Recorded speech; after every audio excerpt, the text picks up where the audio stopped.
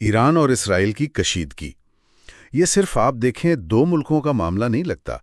اس میں تاریخ ہے، نظریات ہیں، طاقت کا پرانا کھیل ہے، اور شاید اب ایک خطرناک موڑ پر ہے۔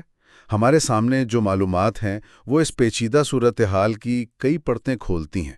سوال تو یہی ہے نا کہ کیا کوئی بڑی جنگ ہونے والی ہے، یا یہ خطے میں کوئی نئی بساط بچھ رہی ہے؟ جی بالکل، اور آج ہم انہی معلومات کی گہرائی میں جائیں گے، کوشش کریں گے کہ سمجھیں تاریخی جڑیں کیا ہیں، آج کل کیا صف بندی ہے، یہ حالیہ واقعات کیا بتا رہے ہیں، اور پھر ان سب کے عالمی سطح پر کیا اثرات ہو سکتے ہیں، اصل میں چل کیا رہا ہے۔ اچھا، تاریخ کی بات کریں تو یہ بڑا دلچسپ ہے کہ قدیم فارس یعنی آج کا ایران اور بنی اسرائیل، ان کے تعلقات ہمیشہ سے ایسے کشیدہ نہیں تھے۔ وہ قریش اعظم والا واقعہ، یہودیوں کو بابل کی قید سے چھڑانا، یہ تو بہت مشہور ہے۔ جی ہاں، وہ ایک بالکل مختلف دور تھا، لیکن جدید دور میں اصل تبدیلی آئی ایک تو 1948 میں اسرائیل کے بننے سے، اور پھر یقیناً 1979 کا ایرانی انقلاب۔ یہ اہم ہے کہ انقلاب سے پہلے جب بادشاہت تھی تو ایران اور اسرائیل میں دشمنی نہیں تھی، مگر انقلاب کے بعد امام خمینی کا موقف بالکل واضح تھا۔ اسرائیل ایک ناجائز ریاست ہے، اور وہیں سے پھر ایران نے فلسطینی کاز کی کھل کر حمایت شروع کی۔ یہ نظریاتی تقسیم گہری ہوتی گئی۔ تو آج ہم دیکھ رہے ہیں ایک طرف ایران ہے، خطے کی بڑی شیعہ طاقت، اور دوسری طرف اسرائیل، ایک اہم یہودی فوجی قوت۔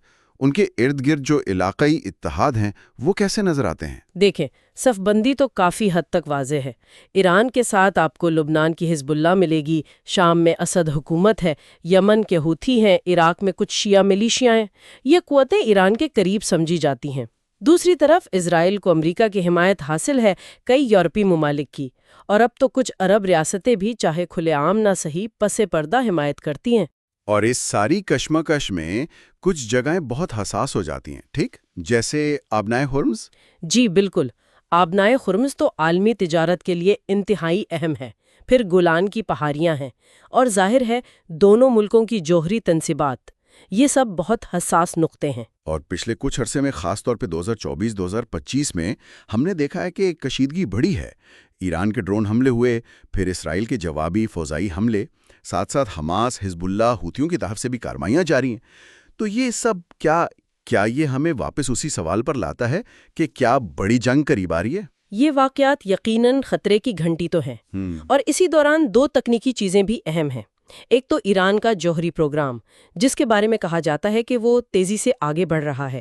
دوسرا، اسرائیل کا دفاعی نظام، وہ آئرن ڈوم، جو چھوٹے فاصلے کے راکٹ روکنے میں تو مؤثر رہا ہے، لیکن کیا وہ ہر قسم کے حملے روک سکتا ہے، خاص طور پہ اگر کئی طرف سے حملہ ہو؟ یہی سوال اہم ہے۔ ہمارے سامنے جو مواد ہے اس میں بھی یہ نقطہ اٹھایا گیا ہے کہ کیا یہ دفاعی نظام بے وقت کئی سمتوں سے ہونے والے شدید اور شاید زیادہ جدید حملوں کا مقابلہ کر پائے گا؟ یہ ایک بڑا سوالیہ نشان ہے۔ اور اگر خدا نہ کرے یہ کشیدگی قابو سے باہر ہو جائے، کھلی جنگ چھڑ جائے، تو اس کے اثرات صرف ان دو ملکوں تک تو نہیں رہیں گے، پورا مشرق وسطی لپیٹ میں آ سکتا ہے۔ تیل، گیس کی قیمتیں، عالمی معیشت، کیا یہ واقعی، جیسا کچھ لوگ کہہ رہے ہیں، کسی نئی عالمی جنگ کا آغاز بھی ہو سکتا ہے؟ یہ خطرات بالکل حقیقی ہیں، انہیں نظر انداز نہیں کیا جا سکتا، لیکن یہ سمجھنا بھی ضروری ہے کہ یہ صرف فوجوں یا میزائلوں کی جنگ نہیں ہے، یہ ایک گہری نظریاتی جنگ بھی ہے، جسے نظریاتی جنگ کہا جا رہا ہے۔ ایک طرف اسلامی تشخص، فلسطین کا مسئلہ، دوسری طرف اسرائیل کا وجود، اس کی علاقائی پوزیشن، پورے مشرق وسطی کا مستقبل داؤ پر لگا ہے۔ اور جو مواد ہم دیکھ رہے ہیں اس میں امت مسلمہ کے کردار پر بھی سوال ہے۔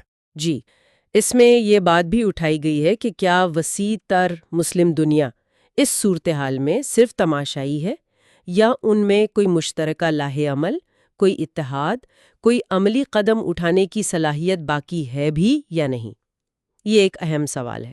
تو آج ہم نے کوشش کی کہ جو معلومات دستیاب ہیں ان کی بنیاد پر اس ایران اسرائیل تنازع کی تاریخ، اس کی نظریاتی جڑیں، موجودہ کشیدگی اور اس کے جو ممکنہ خطرناک نتائج ہو سکتے ہیں ان کو سمجھا جائے۔ بالکل، اور آخر میں وہی سوال جو شاید سب سے اہم ہے اور غور طلب ہے، کیا یہ تنازع اسی طرح چلتا رہے گا؟